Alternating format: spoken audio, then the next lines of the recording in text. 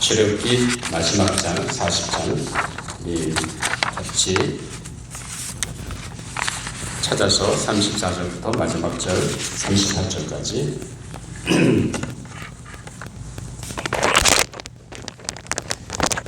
제가 지금 구약 성경 146페이지입니다.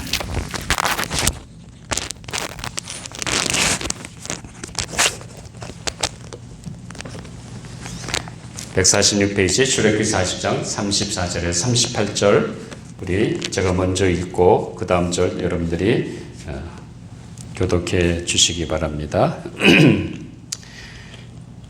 구름이 해막에 덮이고 여호와의 영광이 성막에 충만하며 모세가 해막에 들어갈 수 없었으니 이는 구름이 해막 위에 덮이고 여호와의 영광이 성막에 충만함이었으며 구름이 성막 위에서 떠오를 때에는 이스라엘 자손이 그 모든 행진하는 길에 앞으로 나아갔고 구름이 떠오르지 않을 때에는 떠오르는 날까지 나아가지 아니하였으며. 자 38절 같이 합독합니다. 낮에는 여호와의 구름이 성막 위에 있고 밤에는 불이 그 구름 가운데 있음을 이스라엘의 온 족속이 그 모든 행진하는 길에서 그들의 눈으로 보았더라. 하나님의 말씀이었습니다. 아멘. 우리 잠깐 기도하고 하나님의 말씀 나누도록 하겠습니다. 아버지 하나님 감사합니다. 귀한 날 주님 앞에 나와 예배 드릴 수 있도록 인도해 주심을 감사합니다. 아버지 하나님 우리가 그저 드리는 예배가 아니라 우리 심령을 또 온 힘을 다하여 아버지 앞에 드려지는 예배가 될 수 있도록 우리의 마음을 붙잡아 주시고 이전에 임재하시는 하나님께 집중되는 우리의 예배가 되게 하여 주시옵소서. 아버지 하나님 오늘도 선포되는 말씀을 들을 때마다 우리 심령의 문을 열어주시고 그 말씀에 아멘으로 화답하게 해주시고 그 말씀을 따라 순종함으로 말미암아 이 어려운 시대 속에도 말씀에 순종하로 말미암아 세상을 극복하고 승리하며 나가는 저희 믿음의 권속들이 다 되게 하여 주시옵소서. 오늘도 부족한 종을 세워주셨사며 말씀의 도구로만 사용해 주시고 이 시대에 우리에게 주고자 하는 말씀을 잘 표현할 수 있도록 성령님 제 마음과 생각과 입술을 주장하시고 인도하여 주시옵소서. 이 시간을 주님께 온전히 다하고 감사하며 예수님 이름으로 기도하옵나이다. 아멘. 사람들 중에는 혼자 여행을 즐기는 사람이 있습니다. 물론 그것은 어떤 면에서는 도움이 되기도 하고 자기 인생에 아주 좋은 추억이 되기도 합니다. 그러나 함께 여행을 떠날 때 누리는 기쁨도 즐거움도 있습니다. 함께 동행한다는 것은 상당히 좋은 일입니다. 그것이 여행이든지 아니면 모험이든지 탐험이든지 좋습니다. 자, 이번에는 여러분들이 잘 아시는 대로 세계적인 부유한 사람 두 사람이 우주여행을 했지 않습니까? 아마 아마존을 창업하신 제프 베조스라는 분이 몇 명이죠? 자기 동생하고 다른 두 사람 17살 청소년하고 나이 80대 드신 분하고 해서 우주여행을 다녀왔습니다. 또 그 전에는 아마 여러분들이 잘 아시는 대로 리차드 브랜슨이라는 사람이 약 1시간가량 우주 비행을 하고 그리고 지구와 우주의 경계 속에서 무중력을 경험하고 한 3, 4분 정도 지구를 바라보는 그런 경험을 하고 돌아온 것을 보게 됩니다. 물론 이들의 목적은 분명히 우주 여행을 상업하기 위한 시도로 여겨집니다. 하여간 함께하는 여행이 즐겁습니다. 우리 인생도 하나의 여정입니다. 정말로 강야 같은 삭막하고 그리고 불꽃 튀기는 생존 경쟁에 심한 이 세상에서의 하루하루의 삶은 정말로 전쟁과 같습니다. 마치 우리는 인생의 전쟁터에서 전쟁을 하고 있는 것과 마찬가지라는 말씀입니다. 이런 인생길에 동반자가 있다고 한다면 참으로 좋은 일입니다. 더구나 우리가 이 땅에 살면서 하나님께서 우리를 하나님의 자녀로 부르셔서 구원받은 하나님의 백성으로 우리는 무슨 길을 가고 있습니까? 순례의 길을 가고 있다는 사실입니다. 우리가 사는 이 세상이 우리 인생의 끝자락에 정착하게 되는 종착역이 아닙니다. 우리는 또 어디로 가죠? 우리는 이 세상이 아니라 하나님이 준비하신 영원한 그 초소를 향해서 우리는 하루하루 우리 인생길을 가고 있습니다. 그렇기 때문에 이 땅에서 삶은 나그네 삶이지 우리가 본향을 향해서 우리는 가고 있다는 사실을 알아야 합니다. 자, 오늘은 이런 순례의 길을 가는 우리 각자에게 하나님이 특별하게 우리에게 주시는 특별한 은총을 함께 생각하려고 합니다. 자, 오늘 본문의 말씀은 이스라엘 백성들이 모세를 통해서 말씀하신 모든 성막과 해막에 필요한 것들을 다 완성하고 이제 그것을 설치한 다음에 하나님과 함께 동행하는 삶을 경험한 이야기가 기록이 되어 있습니다. 자, 이 말씀을 통해 하나님과의 동행이라는 제목으로 함께 은혜를 나누려고 합니다. 자, 우리가 무슨 일을 하든지 그 일의 전문가와 함께 한다고 한다면 아주 안심이 됩니다. 우리 일상생활 속에서 우리가 무슨 일을 하든지 간에 전문가가 나와 같이 있어서 도운다고 한다면 문제될 게 하나도 없죠. 그 전문가가 알아서 문제가 뭔지 그걸 어떻게 해결할 것인지 지도해주고 인도해줄 거기 때문에 걱정할 필요가 하나도 없습니다. 그런데 이것보다 더 소중한 일이 우리에게는 있습니다. 여러분, 다른 것이 아니라 우리 인생길에 이 온 우주를 창조하시고 섭리하시고 주관하시며 우리 생명의 주권자 되시고 우리 인생을 주관하시는 하나님이 우리와 함께 하신다는 사실입니다. 여러분, 정말 그 하나님이 나와 동행한다는 걸 믿으십니까? 아멘 소리가 별로 안 나네. 하나님이 만물을 창조하시고 지으셨을 뿐만 아니라 섭리하시고 주관하시고 생명의 주권자 되신 그 하나님이 우리와 동행하기 원하신다는 사실입니다. 하나님께서 내 인생의 동반자가 되신다고 한다면 그것처럼 금상첨화가 어디 있겠습니까? 세상에 어떤 것도 두려워할 것이 하나도 없는 줄 믿습니다. 오늘 말씀은 성막을 완성한 후에 이스라엘 백성들이 해막 가운데 역사하신 하나님의 은혜와 그분의 영광을 보면서 그들의 강야의 여정길에서 경험한 것을 기록해 주고 있습니다. 이 해막은 하나님의 임재가 있는 거룩한 곳입니다. 오늘 본문 34절, 35절 아까 읽었습니다. 또 함께 찾아서 같이 합독하도록 하겠습니다. 34절, 35절 시작.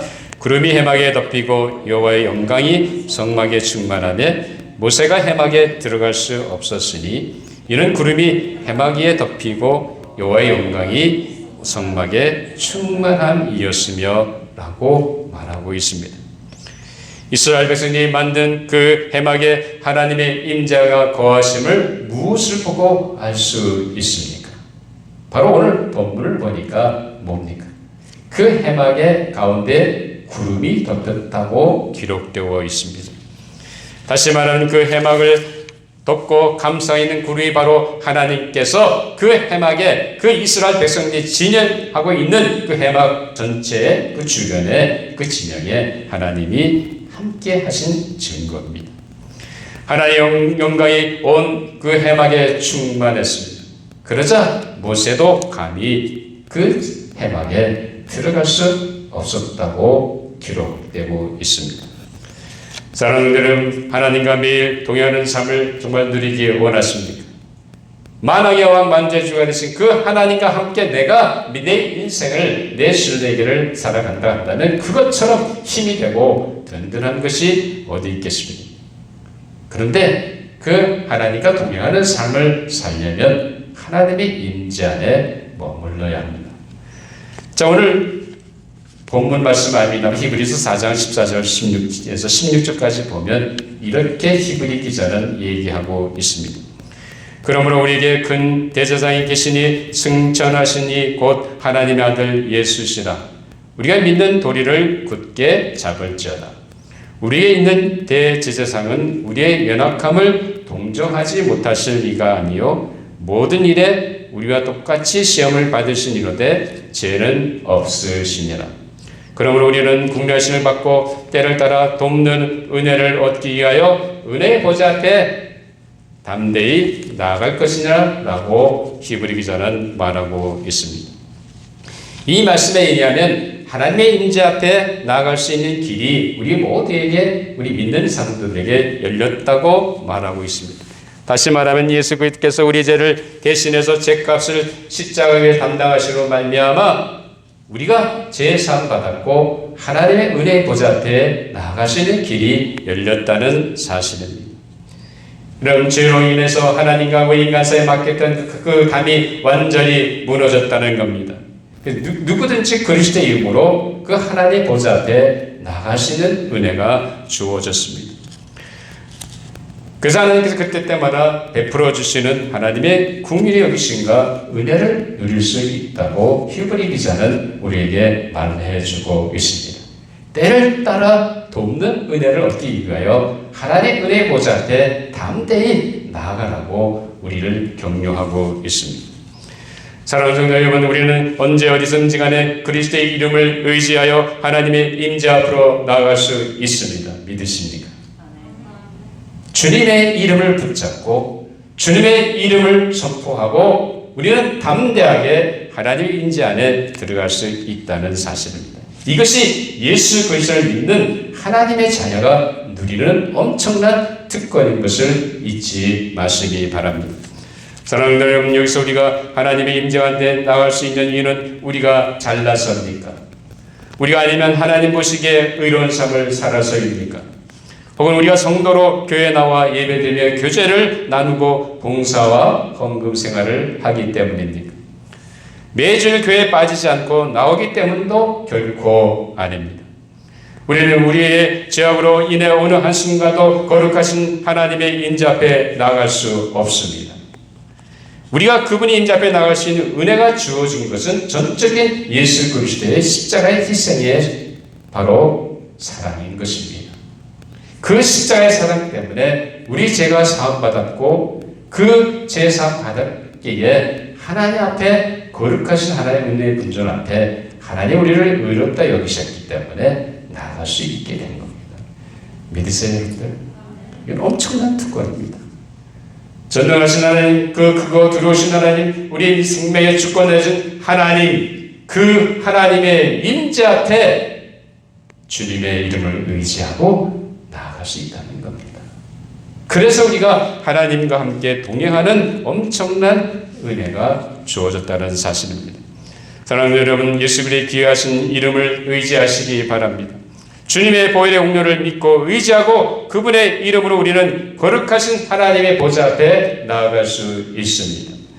따라서 매일 매 순간 하나님과 동행하려면 바로 주님의 이름을 의지하고 하나님 임재 앞에 머물러야 합니다. 그러기 위해서는 매 순간순간마다 예수 그리스도의 십자가를 바라보시기 바랍니다. 그리고 그분의 이름을 의지하고 십자가의 대수로 말미암아 내가 제 사함을 받았고 바로 하나님의 임재 앞에 담대히 나아가시기 바랍니다.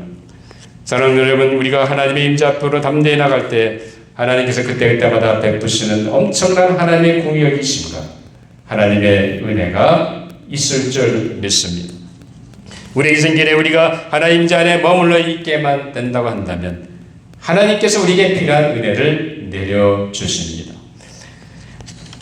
우리 인생길에 우리가 하나님 안에 머물게 된다면 분명히 하나님께서 그때마다 필요한 것들을 채워주시고 역사해 주실 것입니다. 그래서 하나님과 동행하는 삶의 시작은 하나님의 임재 안에 머물러 있는 겁니다.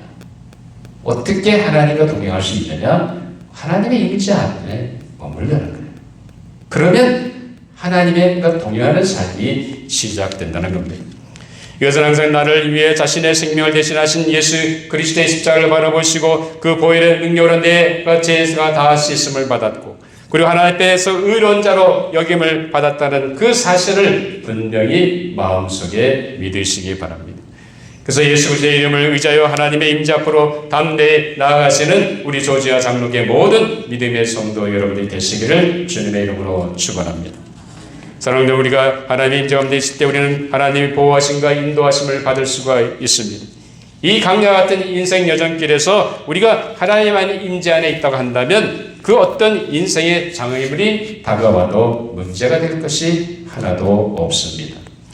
우리가 하나님의 임재 안에서 하나님과 동행한다고 한다면 그것처럼 귀하고 힘이 되고 우리 인생에 그 어떤 환난이 와도 하나님께서 우리의 방패막이가 되어 주실 것입니다. 사랑하는 여러분, 매 순간순간마다 주님의 십자가를 바라보시고 그 주님의 보혈의 공로로 말미암아 바로 제가 사함받아 하나님의 은혜의 보좌 앞에 나가게 된 것을 늘 믿으시면서 하나님 임재 안에서 하나님과 동행하는 삶을 살아가는 모든 조지아 장로교의 성도 여러분들이 되시기를 주님의 이름으로 축원합니다. 둘째로 하나님과 동행하는 삶의 비결은 순간순간마다 하나님의 명령에 복종하는 겁니다. 자, 오늘 본문 36절에 보면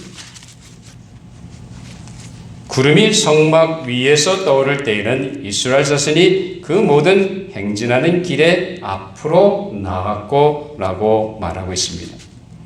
이 말은 이스라엘 백성들이 행진할 때마다 하나님께서 구름을 통해서 인도하신 것을 우리가 보게 됩니다. 하나님께서 그 해막 가운데 구름 가운데 함께 하셨습니다. 근데 어느 날 갑자기 구름이 떠오르면 이스라엘 백성들은 그 구름을 따라서 이동하는 겁니다. 행진하는 겁니다. 그러다가 갑자기 구름이 멈춰서 해막 안에 다시 내려오게 되면, 거하게 되면 그때 어떻게 됩니까? 이스라엘 백성은 바로 구름이 멈춘 그 자리에서 야영을 하게 됩니다. 그런데 이것이 어떻게 됩니까? 37절에 보면 구름이 떠오르지 않을 때는 떠오르는 날까지 나아가지 아니하였으며 라고 오늘 본문에서 분명히 말해주고 있습니다. 구름이 떠오르는 것은 하나님의 우리로 하여금 이스라엘 백성으로 하여금 행진하는 신호였습니다. 그러나 그 구름이 머물게 되면, 멈추게 되면 하나님이 그 자리에서 야영하라는 하나님의 신호였다는 사실입니다. 여러분, 하나님이 구름을 움직이시기 전에는 이스라엘 백성은 그 진영을 결코 떠나지 않았다고 말씀하고 있습니다. 여러분, 이들은 하나님이 지시하거나 인도하신 대로 순종한 것을 보게 됩니다. 다시 말하면 하나님과 함께 동행한다는 것은 바로 하나님 명령대로 순종하는 삶인 것입니다. 하나님께서 가라고 하면 행진하고 하나님께서 멈추시면 행진을 멈추고 야영하는 것입니다. 야영 중에는 하나님이 행한 명령을 내리시기 전까지는 그들은 전혀 움직이지 않았다는 사실입니다. 사랑하는 성도 여러분, 무엇이 하나님과 동행하는 삶이라고 생각하십니까?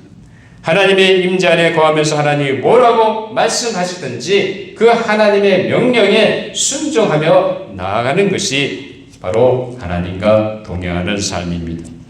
그렇게 하나님의 임재 안에 거하면서 하나님이 지시하는 대로 말씀하는 대로 순종했더니 무슨 역사가 일어났습니까?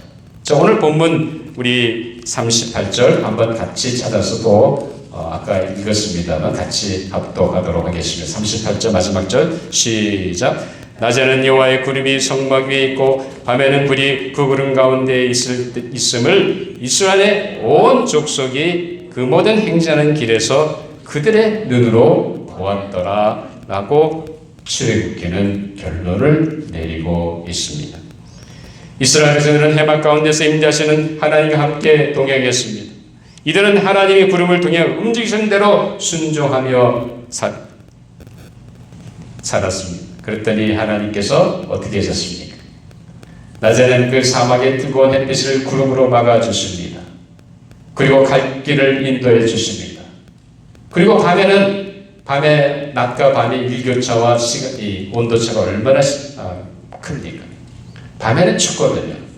근데 하나님께서 불기둥으로 이스라엘 백성들이 야행하는 그곳에 불기둥을 주셔서 주여를 이기고 그리고 어둠을 극복하고 지낼 수 있도록 하나님이 역사하셨다는 사실입니다. 그래서 냉기와 추위를 다 벗어나고 하나님께서 불기둥의 따뜻함과 아늑함을 제공해 주셨다는 말씀입니다. 이렇게 낮에는 구름 기둥으로 밤에는 불 기둥으로 이들을 보호하시고 인도해 주셨습니다. 오늘 본문 38절의 끝에 보면 이스라엘 온 족속이 그 모든 행진하는 길에서 그들의 눈으로 보았더라 라고 결론을 맺고 있습니다. 이스라엘 모든 백성들이 그들의 모든 강야의 손길에서 하나님의 임재 가운데 머물면서 하나님 행하시는 그분의 보호하심과 인도하심을 친히 생생하게 경험하게 되었다는 사실입니다. 이것이 하나님과 함께 동행할 때 누리는 엄청난 은혜입니다. 사랑하는 여러분이 여러분 인생길에 하나님과 정말 동행하기 원하십니까? 그 비결은 하나님의 모든 명령에 복종하는 것입니다. 우리가 운전할 때 신호를 지켜야 합니다. 그렇죠? 빨간불이 켜지면 어떻게 됩니까? 자동차를 멈춰야 되는 거예요. 노란불이 켜지면 내 차가 신호 대기선에까지 아직 못 왔다 간다면 멈춰야 합니다. 그러나 신호 대기선을 지났을 경우는 노란불이면 지나가도 됩니다. 자, 파란불일 때 어떻게 되죠? 파란불 때는 상관없이 지나가면 됩니다. 근데 만약 그 신호등을 어기게 되면 무슨 일이 생깁니까? 사고가 나든지 다치게 되는 것입니다. 운전자가 신호등을 지켜야 하듯이 하나님과 동행하는 자는 먼저 하나님의 명령대로 순종하며 살아야 합니다. 그렇게 살기 위해서는 어떻게 해야 됩니까? 내 생각, 내 고집, 내 주관을 버려야 합니다. 하나님의 명령을 따라 살기 위해서는 내가 생각하는 내 욕심, 내 야망, 내 이기적인 생각 이걸 다 내려놓아야 하나님의 명령을 들을 수 있다는 거예요. 여전히 내가 내 고집을 내세우고 내 주장을 내세웠다 한다면 그러면 하나님의 명령을 결코 순종할 수 없다는 사실입니다.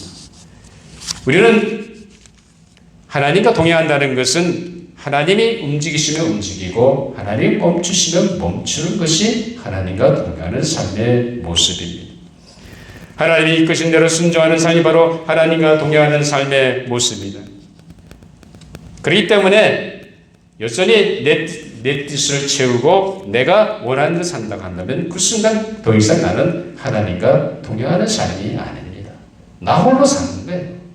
하나님 없이 결국 하나님을 떠나 사는 삶의 모습이라는 사실입니다. 적어도 우리 조지아 성령의 모든 성도 여러분들은 날마다 내 삶 속에서 나와 함께 하시는 그 하나님의 세미한 음성을 듣고 그 음성에 순종하고 내 주장, 내가 하고 싶은 대로 나가는 것이 아니라 하나님 무엇을 원하시는지 하나님께서 무엇을 원하시는지 그것을 분별해서 순종함으로 말미암아 하나님과 동행하는 우리 성도 여러분들이 되시기를 바랍니다. 둘째로 하나님이 명령하신 대로 살려면 항상 무슨 일을 하든지 어떤 자리든지 뭘 해야 됩니까? 하나님께 물어야 합니다. 근데 우리는 하나님께 묻지 아니하고 내가 이미 결정해놓고 내 마음대로 행할 때가 많은 것을 보게 됩니다. 하나님이 말씀에 순종한다는 건 다른 것이 아니라 어떤 상황 속이든지 무엇을 결정할 때 하나님 무엇을 원하시는지 물어야 되는 거예요.